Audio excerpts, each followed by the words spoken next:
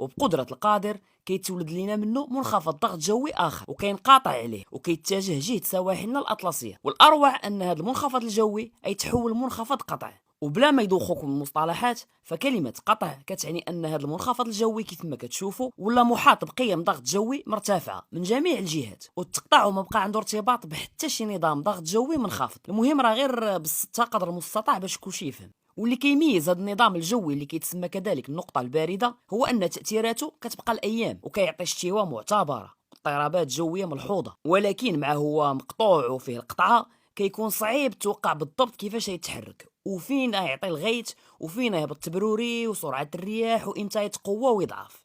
ودابا ندوزو شنو التأثيرات اللي تكون في بلادنا إن شاء الله.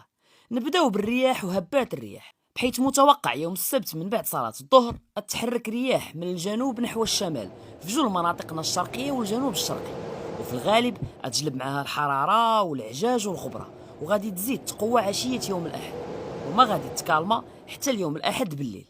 نفس الشيء غادي يكون في المنطقة الساحلية الواقعة بين جنوب الدار البيضاء مرورا بالجديدة وأسفي وصولا لمنطقة سوس وجل الأقاليم الجنوبية. غير في هذه المناطق تكون رياح غربية باردة شي شوية.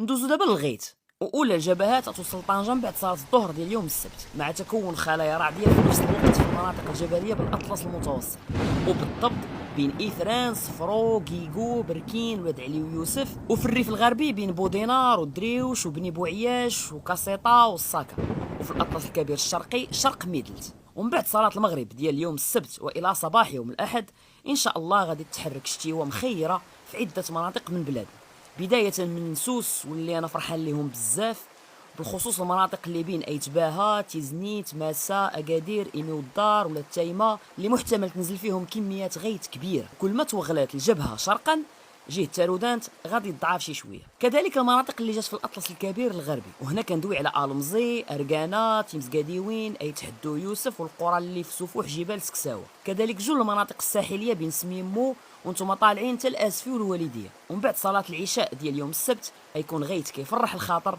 بين جديده والدار البيضاء، رباط، قنيطره، مولاي بوسلهام، اصيله الى طنجه، وغادي يتوغل وسط بلادنا وصولا للشيشاوه، مراك، سيدي بوعثمان، العطاويه، البروج، بن قرير، سيدي بن نور، سطات، واد زم، بني ملال.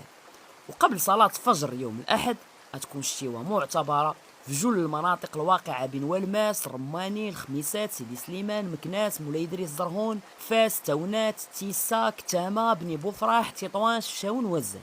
وغترجع تستقر الاجواء شويه بين العشرة والوحده د النهار ديال يوم الاحد، وغترجع عاوتاني ان شاء الله طيح الشتيوه من بعد صلاه الظهر ديال يوم الاحد في جل القرى والمدن اللي بالاطلس الكبير الوسط والغربي، بحال إمنتانوت، إمليل، منتزه تبقال، دمنات، وادي تساوت، أزيلال، أيت بولي، أيت بوقماز، زاوية أحنصال، وصولا لبوتفردة وإملشي، مع إمكانية نزول شي شوية ديال الثلج فوق المرتفعات ديال 3000 متر بين سلسلة مكون والعياشي. وكذلك غيت مرتقب الأحد العشية في الأطلس المتوسط بين والماس، مرير، صفرو وأكوراي.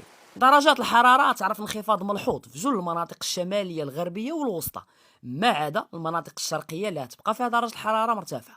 البحر إن شاء الله يكون هايج بين طنجة وأكادير، وعلو الموج ممكن يوصل حتى 3 الأمتار. احتمال كبير تستمر الاضطرابات والأجواء الشتوية حتى الاثنين والثلاث إن شاء الله. وإن شاء الله مازال نرجع بنشرة جوية أخرى باش نفصل شنو ممكن يكون بداية من الأسبوع القادم. فالمرجو تعميم النشرة لتعم الفائدة والناس تاخذ الحيطة والحذر، لأنه بحال هاد منخفضات القطع ممكن يعطونا حالة جوية صعيبة وأمطار كثيرة أكثر من ما هو متوقع. لذلك وجب الانتباه خصوصا الناس سوس وساكنة القرى الجبلية اللي ذكرت. بالنسبة للجنوب الشرقي والشرق والمناطق اللي ما ذكرتش تنزل فيها الشتيوة إن شاء الله يكون خير يومي الاثنين والثلاثاء. وطبعا هذا والله أدرى وأعلم، وإلى جديد آخر أستودعكم الله.